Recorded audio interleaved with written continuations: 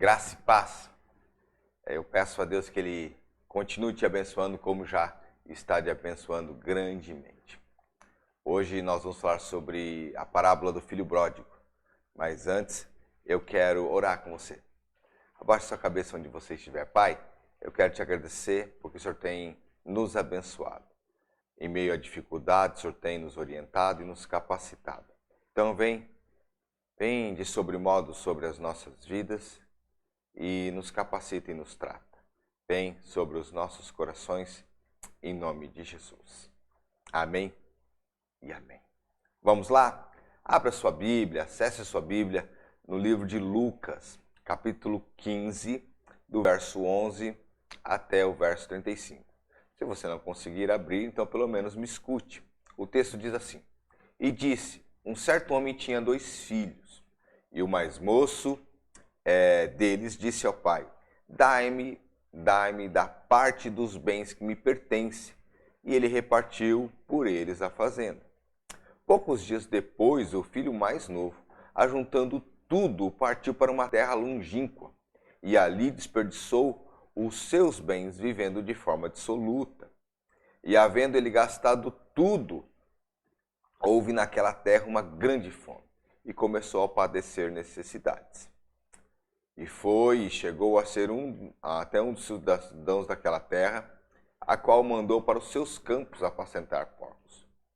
Ele desejava encher o seu estômago com as bolotas que os porcos comiam, mas ninguém lhes dava nada.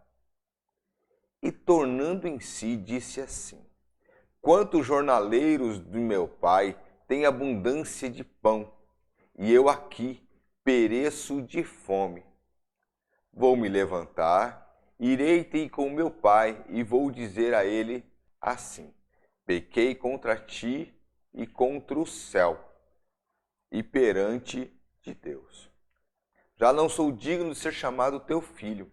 Faz-me como um dos seus jornaleiros. Levantando-se foi para o seu pai, e quando estava longe, viu seu pai e se moveu de íntima compaixão, e correndo lançou-se ao seu pescoço e o beijou. E disse-lhe então o filho ao pai: Pai, pequei contra o céu perante de ti. Já não sou digno de ser chamado seu filho. Mas o pai disse aos seus servos: Trazei depressa a melhor roupa. Vamos vesti-lo. Ponham no seu dedo um anel e as sandálias nos seus pés. Trazei um bezerro cevado, matai. Vamos comer, vamos nos alegrar. Porque este meu filho estava morto e reviveu, tinha se perdido e agora foi achado. E começaram a se alegrar. E o seu filho mais velho estava no campo, e quando veio e chegou perto da casa, ouvindo a música e as danças, e chamando um dos servos, perguntou o que estava acontecendo. Ele disse: Veio teu irmão, e o teu pai matou um bezerro cevado, porque recebeu são e salvo. Então ele se indignou e não queria entrar. Saindo o pai, estava com ele, mas respondendo ele, disse assim ao pai: Eis que te sirvo há tantos anos, sem nunca transgredir o teu mandamento, e nunca me deste um cabrito para alegrar-me com os meus amigos. Vindo, porém, este teu filho, que desperdiçou os seus bens com meretrizes, o Senhor mata para ele um bezerro cevado? E ele lhe disse: Filho, tu sempre estás comigo, e todas as coisas que são minhas, elas são suas. Mas era justo nós nos alegrarmos e nos folgarmos, porque o teu irmão estava morto e reviveu, e tinha se perdido e foi encontrado. Amém. Olha, o contexto não só da parábola do filho pródigo, mas do todo o capítulo 15, fala única e exclusivamente da bondade de Deus, da soberania de Deus e sobre como Deus vai atrás dos seus filhos para resgatá-los. O texto aqui do filho pródigo não vai fugir disso. O filho pródigo continua na mesma saga desse amor soberano, desse amor imensurável que Deus tem pelos seus filhos. sendo eles pecadores. Tá? A palavra pródigo significa o gastador, o esbanjador, o dissoluto. É por isso que o texto tem esse título, Filho Pródigo. É claro que esse título não está nas Escrituras, foi colocado muito posteriormente, mas o texto está falando de um filho pródigo, né? Ou de filhos pródigos, nós vamos chegar a isso. Sobre essa ideia de filhos que são dissolutos, que perdem as coisas, que gastam as coisas. Então vamos lá. Qual o contexto dessa parábola? Jesus está no meio de publicanos, de pecadores, mas ele também está rodeado por fariseus. Tá? O que Jesus está falando é falando de quem ou por que ele veio, para quem ele veio e quem ele quer salvar. E de contramão, ele está apontando para os fariseus exatamente quem eles são. Então ali ele aponta o pecador, ele aponta o amor de Deus e ele também aponta claramente os fariseus, ou os judeus em si. Tá? A explicação, então, dessa parábola, que é extremamente rica em detalhes, ela tem uma gama de detalhes a qual a gente pode fazer uma gama de mensagens. A gente pode falar sobre relacionamento familiar, nós podemos falar sobre tantas outras coisas. Tá? Mas o texto, vou falar, reiterar, que ele é simples, a explicação dele é simples. Por que ela é simples? Porque Jesus está apontando para os religiosos da época qual o grande problema deles, que é nunca terem percebido os pecadores e terem se colocado numa estatura tão perdida, ou mais perdida que o próprio filho pródigo, em relação a quem era Deus. No caso, então, eles desconhecem a figura de Deus e se perderam naquilo que Deus mesmo promovera para eles. Tá? Então vamos lá. Vamos por partes. A atitude do filho mais novo. A atitude do filho mais novo é complicada. Ele está pedindo ao pai a sua parte na herança. Costumeiramente, se ganha a herança quando o pai perde a vida. Mas aqui, o que está acontecendo é o contrário. O filho mais novo está pedindo parte da herança. O que poderia ser, pela lei levítica, 1/3 de tudo. 2/3 vai para o filho mais velho. Mas aqui, como ele está pedindo antecipadamente, talvez ele ganhe 1/9 de todas as riquezas. Independente de quanto ele há de ganhar ou não, a atitude dele é uma atitude complicada, uma atitude ruim. Ele está falando ao pai o seguinte: pai, eu não quero mais viver com o senhor. Eu quero viver como eu quero ver as minhas alegrias, eu quero ganhar o mundo. E no tocante a isso, é exatamente isso que ele faz. O plano do filho pródigo é exatamente esse. O texto fala que passando alguns dias, não muitos dias, né? O texto fala isso, ele simplesmente pega suas coisas e vai embora. Ele pode ir para qualquer lugar, ele tem dinheiro para isso. E o texto fala que ele vai para um lugar e lá ele passa a viver. Ele passa a esbanjar, essa é a melhor palavra do texto. A gente não sabe exatamente para qual lugar ele foi, mas ele tinha uma gama de lugares para ir. Mas é uma atitude inconsequente. Por que inconsequente? Porque mesmo ele querendo viajar, querendo conhecer novos lugares, ele poderia deixar parte do dinheiro que ganhou como uma reserva para que, se não desse certo suas viagens, ele pudesse voltar e ter alguma seguridade de vida. Não, ele leva todo o seu dinheiro e lá ele gasta. Gasta como lhe quer, como lhe convém. Por isso, um filho pródigo, um filho dissoluto. Então a gente tem a ruína desse menino. Qual é a ruína desse menino? Porque além de ele perder todo o seu dinheiro, o lugar onde ele está sofre de uma seca, sofre de uma fome. E aí ele é obrigado a trabalhar no que ele consegue. Quero que você lembre que então ele vai ser um forasteiro no lugar. Ele é alguém que não pertence àquele lugar. Não pertencendo àquele lugar, todas as pessoas vão lhes dar subempregos ou coisas que ficariam desonrosas a tê-los ou qualquer coisa assim. Então, o que vai acontecer? Vai acontecer que ele vai cuidar de porcos. Talvez para onde ele está, cuidar de porcos seja uma coisa comum. Mas para um judeu, cuidar de porcos é ter um serviço amaldiçoado. Melhor é ser amaldiçoado. A ruína do filho pródigo acontece exatamente a que ponto ele chega. Ele perde as suas riquezas, ele vai perder dignidade, ele vai perder a sua identidade. Até suas questões religiosas vão por todos por água abaixo. Mas vai ter um momento que o filho pródigo cai em si. E aí a gente fala que pode ter a transformação, ou seja, o filho pródigo, ele pode pode de alguma forma ter entendido o seu pecado. Na verdade, é bem isso que o texto fala. Ele fala, então caindo em si. Ou seja, quando ele recobra a sua consciência. Recobrando a sua consciência, ele percebe o que teria feito. Ele percebeu que no afã de querer conhecer as coisas, os lugares, ele comete erros.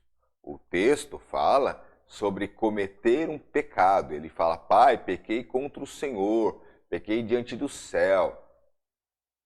Eu já não sou digno de ser chamado seu filho. Ele reconhece o seu pecado. Na mesma instância, quando ele reconhece o seu pecado, ele fala, então eu vou voltar para a casa do meu pai e vou pedir para que ele me aceite como um dos seus serviçais, para que eu possa pelo menos ter uma dignidade em comer. A mesma potência de um filho dissoluto, um filho pródigo, nós temos um pai de amor. Um pai de amor que, enquanto o filho esbanja, o pai cria provisões para o filho. Ele pede muito claramente quando o filho chega, e o filho chega falando, olha, pequei contra o Senhor, pequei diante dos céus, pequei contra Deus.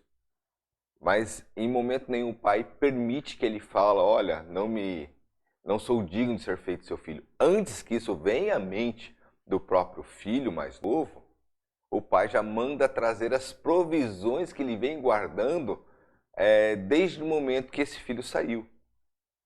Então ele fala, ó, traga as roupas novas, traga o anel, traga as sandálias. E aí o texto fala, por que isso?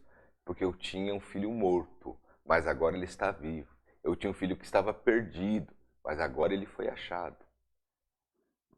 O que a gente tem que entender é que o pai, a forma de amar do pai, e o texto fala, correu até o seu filho, jogou-se no seu pescoço e o beijou. E antes disso tudo, teve uma íntima compaixão. O texto está claramente demonstrando o que Deus faz para com o pecador. Então a gente pode entender que o soberano permite que este menino saia da sua casa, da sua terra. Tente viver a vida por si. E quando por si tenta viver a vida, talvez o seu ego ainda queira que faça-o permanecer aonde ele está. Deus traz uma fome para que até o mais profundo e íntima dignidade dele seja corrompida e ele perceba o pecado que ele tem. Deus o constrange em seu pecado até que ele confesse. Ele confessa, eu pequei contra o meu pai. Eu pequei contra Deus diante dos céus. Vou voltar e acertar as coisas com o meu pai. É isso que ele faz no texto. É isso que ele faz. E é isso que Deus exige que os pecadores façam. Pois bem, falamos do filho mais novo. Falamos do Deus, ou do pai.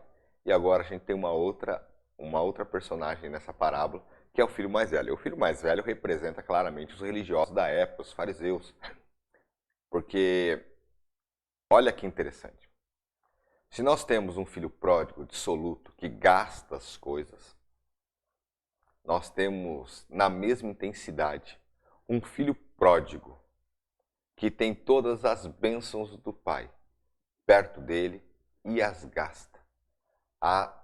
não é que as esbanja para si, mas as perde, as esbanja na ideia de gastá-las sem usar. Ele se perde. O filho mais velho é o filho que tem todas as bênçãos nas suas mãos e ele acaba esbanjando sem usá-las. Elas perdem o valor. Ele fica bravo porque o pai mata um bezerro. Ele está preocupado muito mais com a sua herança do que com o próprio irmão. Ele chega a falar para o pai, o teu filho, não é, ele nem chega a falar o meu irmão.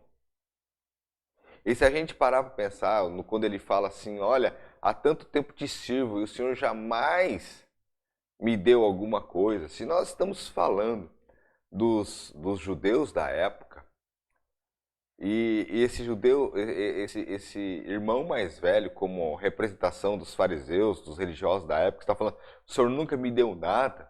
É até a ideia de não reconhecer o que Deus fez por eles. Eles foram guiados no deserto, eles receberam o maná, eles receberam cordonizes, eles receberam a proteção do próprio Deus em toda a rota de fuga de um Egito até a posse de uma Canaã. É impossível nós olharmos e ver e perceber que esse filho mais velho é um filho ingrato. Ingrato porque o pai lhe fizera tudo. E ele diz isso, o que é meu é seu. Nós não sabemos se esse filho foi reconciliado. Não dá, o texto para por aí, a gente não consegue ampliar mais isso.